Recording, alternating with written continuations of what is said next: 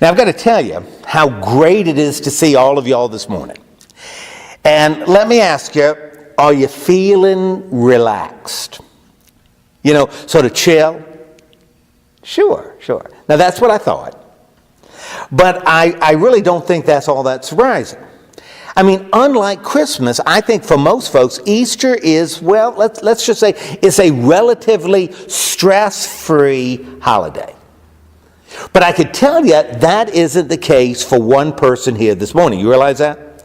For one person here this morning, it is not stress-free at all. And of course, I'm talking about me. I mean, good night, nurse. Easter is like my Super Bowl. You know, the big game I wait for all year. The stakes are high, and so is the stress. And I've got to tell you, last evening, man, I was feeling all kinds of pressure when I was trying to write this sermon. My goodness, not only did I struggle over the outline, and I started the dumb thing 3 times before I had something I wasn't embarrassed to give. My lights were on late here at the church. So let's just say I was feeling a little stressed yesterday. But I got to tell you, it was nothing like I felt about 25 years ago, back when I was in Indianapolis. Now, that was in my pre-Debbie days. You see, I started at Southminster Presbyterian Church in early April 1992. And so this was going to be my first Easter in this new congregation. And in a big way, a lot of them were going to kind of judge me on this service. And so talk about pressure. But I'll tell you, that wasn't all. On the Saturday before, I'm talking about before Easter, I had a wedding that had been left for me. Therefore, the work I'd be able to do on that Saturday was going to be short. But even that wasn't all. You see, unbeknownst to me, the ministers in the area were doing this sort of costumed sunrise Easter program. Now, we only did it once this year, that particular year. And we had, I remember, a genuine, bona fide, professional Jesus impersonator. Now, I kid you not. He would have been fine if he hadn't been about 70. I remember he was wearing this wig that made him look a little like Hillary Clinton. Anyway, since I was the new guy, I was given the role of Thomas. You know, doubting Thomas. Well, anyway, we also had a morning rehearsal on this same Saturday. So I had this big sermon to write, I had a wedding, and I had this recital program rehearsal. And so going into my first Easter at the church, not only did I need to write a really good sermon, my time was being squeezed by a whole lot of other stuff. But I'll tell you, as I went to church on Saturday, I felt unbelievably confident. You see, by the time of the rehearsal, and that was about 10 o'clock, the sermon was written and saved in my computer. Dun, dun, dun, woo! Man, this was going to be the easiest Easter yet, and I'll tell you, it was pretty good. And you know, I felt great. And I kept that good feeling through the rehearsal, and I had it when I came back to the church around 11:30. But when I went into my office, I noticed that my computer was off. I'd left it on, but it was now off. Now, that was strange, but really not a problem. I mean, Jackie Rudiger didn't raise an idiot. I saved my completed Easter sermon before leaving. It was tucked safely on my hard drive. Man, I had nothing to worry about. And since our custodian was cleaning, I asked him if anyone had shut my computer off, just out of curiosity. And I got to tell you what he said, well, all I can say is it gave me a sick feeling inside. You see, he said, not to my knowledge, but I think I smelt something sort of burning in your office a little while ago, but don't worry, it went away. Now, that's what he said. And he was right. The little fan in my computer, that keeps it cool, well, it burned up. That was what he smelled. And because of that, I couldn't turn my computer on. which meant I couldn't get into my hard drive, which meant my wonderful Easter sermon was trapped, sort of in limbo. And so after making calls to every computer repair place in the book, and of course going through all the stages of grief in about 2 hours, as the wedding party was coming in, I was looking down the barrel of a question no sermonless minister wants to answer the day before his first Easter sermon in a new congregation. What now? In other words, what was I gonna do? I still carry the scars. But I'll tell you, I have a good reason for dredging up these bad memories. You see, in light of how Mark presented the resurrection of Jesus Christ, I believe we're left with the same question ourselves. In fact, I think it's a question he really wants us to answer. In other words, based on what he wrote, and after reading how he described this event, I really think he wants us to answer, what now? In other words, now, what are we going to do? Of course, as we read this description, Mark has already told us two very important things that will affect our answer. For example, first, he spent about 15 chapters, Mark is 16 chapters long, he spent 15 chapters describing and defining this guy named Jesus.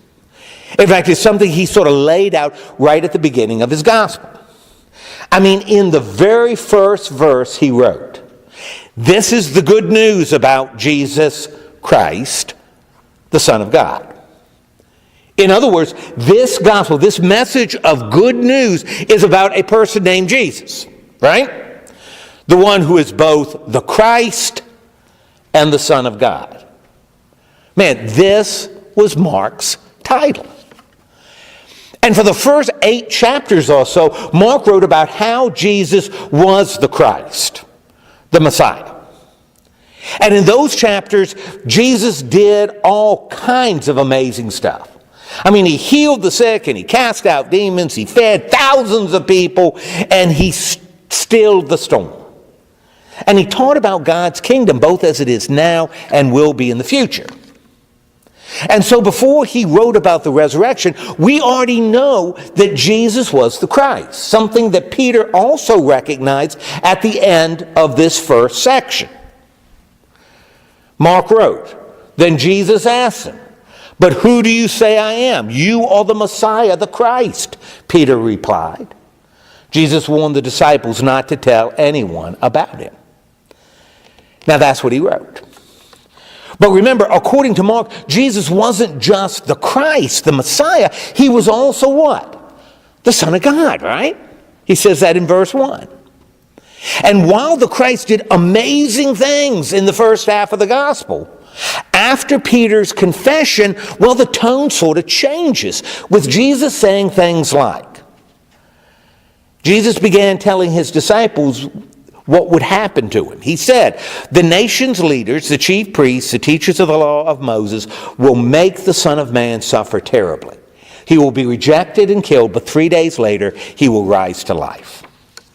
You see, Mark tells us that along with performing miracles and astonishing the crowds, Jesus also came to be rejected. He came to be killed. That's also part of who Jesus was.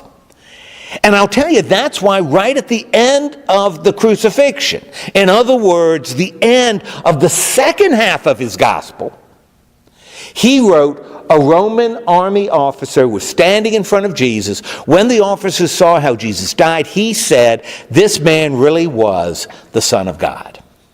You see, by the time we get to the resurrection, Mark has already told us about Jesus, the one who was the glorious Christ and the one who was also the suffering Son of God. Now, that's one thing we know. But that's not all he tells us. Because second, based on what he wrote, we also know how people responded to Jesus during his life. For example, we know that the religious leaders were jealous of him. Therefore, they hated him from almost the beginning. My goodness, right after he healed a man who had a crippled hand, Mark wrote, the Pharisees left, and right away they started making plans with Herod's followers to kill Jesus. Now, that was in chapter 3. And even though the crowds were often sort of hanging around in the background, anxious to be healed, amazed by what he did, and ready to get a few more fish sandwiches, when the mood of the story started to change, they kind of faded away. They kind of disappeared. And then to make matters worse, when the crowds came back, it was right before the crucifixion. When Mark wrote, "And the crowd now came and asked Pilate to set a prisoner free, just as he usually did. Pilate asked them, 'Do you want me to free the King of the Jews?' Pilate knew that the chief priests had brought Jesus to him because they were jealous. But the chief priests told the crowd to ask Pilate to free Barabbas. When Pilate asked the crowd, 'What do you want me to do with this man you say is the King of the Jews?' they yelled, 'Nail him to a cross.' Pilate asked, 'But what crime has he done?' 'Nail him to a cross,' they yelled even louder. Pilate wanted to please the crowd, so he set Barabbas free. Now, that's what happened to the crowds. And as to the disciples, well, when Jesus said to his disciples, 'All of you will reject me, as the scriptures say, I will strike down the shepherd and the sheep will be scattered,' as we say down south, he wasn't just whistling Dixie. I mean, think about what happened to his closest followers, right? And we're talking about like the apostles, those guys. One betrayed him, right? One denied him. And this is what Mark wrote about the rest. All of Jesus' disciples ran off and left him. All of Jesus' disciples. One of them was a young man who was wearing only a linen cloth. When the men grabbed him, he left the cloth behind and ran away naked. And so by the time we get to chapter 16, Mark has written about who Jesus was and how he was received. And this is what we carry with us as we approach the tomb with the women. The only followers he had left. And we know this because Mark tells us. You see, at the crucifixion, Mark wrote, some women were looking on from a distance. They had come with Jesus to Jerusalem. But even before this, they had been his followers and had helped him while he was in Galilee. Mary Magdalene and Mary, the mother of the younger James and of Joseph, were two of these women, and Salome was one of them. And they're the ones who come to the tomb 3 days later. But it's interesting. Unlike the descriptions of the other Gospels, that have all kinds of stuff about the appearances Jesus made and the faith of those to whom he appeared, as Mark described the resurrection, well, it's very brief and frankly uncomfortable. It's only 8 verses long. Just listen to what he wrote. After the Sabbath, Mary Magdalene, Salome, and Mary, the mother of James, brought some spices to put on Jesus' body. They wanted to anoint him. Very early on Sunday morning, just as the sun was coming up, they went to the tomb. On their way, they were asking one another, who will roll the stone away from the entrance for us? But when they looked, they saw the stone had already been rolled away, and it was a huge stone. The women went into the tomb, and on the right side, they saw a young man in a white robe standing there. They were alarmed. Duh. The man said, "Don't be alarmed. You are looking for Jesus from Nazareth, who was nailed to a cross. God has raised him to life. He isn't here. You can see the place where they put his body. Now go and tell his disciples, and especially Peter, that he will go ahead of you to Galilee. You will see him there just as he told you." When the women ran from the tomb, they were confused and shaking all over. But listen to this. They were too afraid to tell anyone what had happened. Period. The end of the Gospel of Mark. Now that's what Mark wrote. In other words, after he'd been abandoned by the religious leaders and the crowds and his own disciples, these women were the only followers Jesus had left. And now, well, they also let him down. When the young man told them to go and tell, they did what? They did the exact opposite, right? They ran away and they were too afraid to do what? To tell anyone. They told no one, according to Mark. And I'll tell you, that's why. When I get to the end of this story, I end up with the same question I had when I was left without a sermon on Easter Eve. Now what?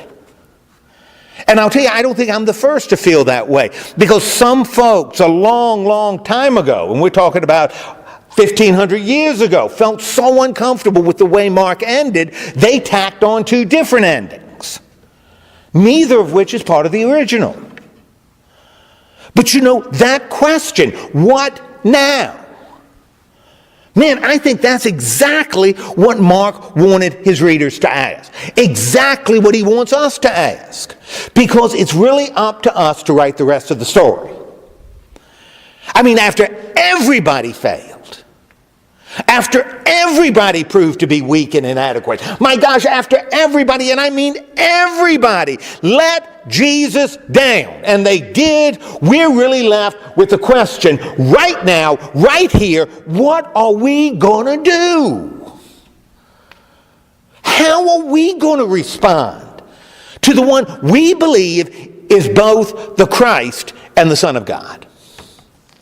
Simply put, what do we do now? And I'll tell you, our choice is clear. You see, we can decide to be like everybody else in the story. You know, to follow the examples left by the religious leaders and the crowds, right along with the disciple and those women who stayed with Jesus to the end of his life, but all of whom ended up falling away. On one hand, we can run right along with them. On the other hand, though, we can choose to do something else. We have it in our power to decide to do something different. I'm telling you, we can decide to respond to Christ rather than to run away. And I'm talking to you about to respond to his call to love God with everything we've got and to love our neighbor as ourselves. And to do it through both our words and our actions. And we can decide to allow our faith to calm our fears. In other words, to trust that we're loved and to believe that our future is secure. You see, as we move past the resurrection in Mark, we're really left with a decision to make. And I'll tell you, although it may not have seemed like it at the time, this decision is a whole lot more important than what I faced on that Saturday before Easter 25 years ago. You know, when my sermon was trapped on a hard drive I couldn't turn on. And if you're wondering, after making a whole lot of calls and finding no one who could replace my fan on a Saturday afternoon, I pulled out my old typewriter and started over. Let's just say I wasn't bright like a bunny on Easter morning. That's what I decided back then. And for us now, well, we also have a decision to make. I mean, we have a story to finish. In light of what we believe, we really need to decide whether we're going to be like everyone else in the Gospel of Mark, or are we going to do something else? And so in light of all that, I ask you, what now? Amen.